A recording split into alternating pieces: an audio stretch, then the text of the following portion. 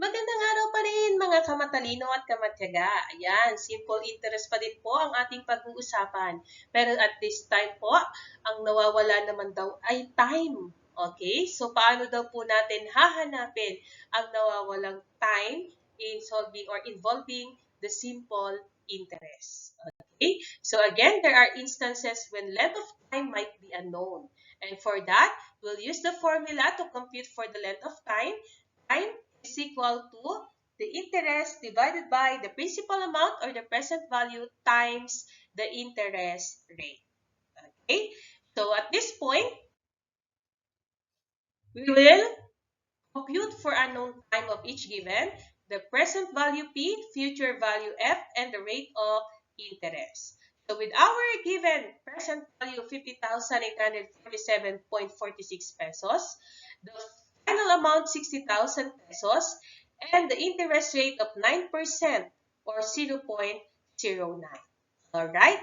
So ano pong una natin gagawin? Same lang po sa pag-compute ng rate. So, una natin hahanapin is yung interest. And we'll use the formula I equals F minus P. Okay? So, final amount is 60,000 pesos. Just substitute. Minus the present value of 50,847.46. Ang ating pong magiging interest ay 9,152.54. And then, so, substitute na natin sa time. Time equals I divided by P times R. So, ang I natin is 9,152.54 divided by our present value 50,847.46 times the interest na 9% or convert to decimal 0.09. Ang atin pong time is 2 years. Okay? Next po. With the present value of 62,500 pesos, final amount 100,000 pesos, and the rate of 12% or 0.12. Ano pong gagawin natin? So, I is equal to the final amount minus the present value. Anong magiging interest natin? 100,000 minus 62,500 is 37,500. Okay? So, substitute lang po natin ang ating I na 37,500 divided by the present value of 62,500 times the interest rate na 12%, convert to decimal is 0.12. So, ano po ang haba ng time natin? Or the length of time is 5 years. Okay? Next. With our given principal amount 346,391.75, the final amount of 350,000, ang ating pong interest rate ay 2.5% o 0.025. Solve first the interest, and that will be final amount minus the present value. We have 350,000 minus 346,391.75. Ang interest po natin is 3,608.25. Okay, so substitute lang po natin. Again, interest 3,608.25 divided by the present value 346,391.75 times the interest rate 0.025. So ano pong time natin? It's 0.41667 or 0.42, no? That is, length of time is 0.42 years, or if we will convert it to days, no? If the interest is ordinary, 0.42 times 360, that will be 150 days. Okay? Next, 74,479.86 ang ating principal amount. Ang ating final amount is 76,500 pesos. At ang ating interest rate is 5.5%, convert to decimal 0.055. Look for the interest. So, final amount minus the present value, 76,500, minus 74,479.86. Ang ating interest ay 2,020.14. So, we'll just substitute to the formula of the length of time, 2,020.14 divided by the present value, 74,479.86 times 0.055, yan po ang ating interest rate. Okay? So, ang ating time is 0.493151 or round off to 0.49.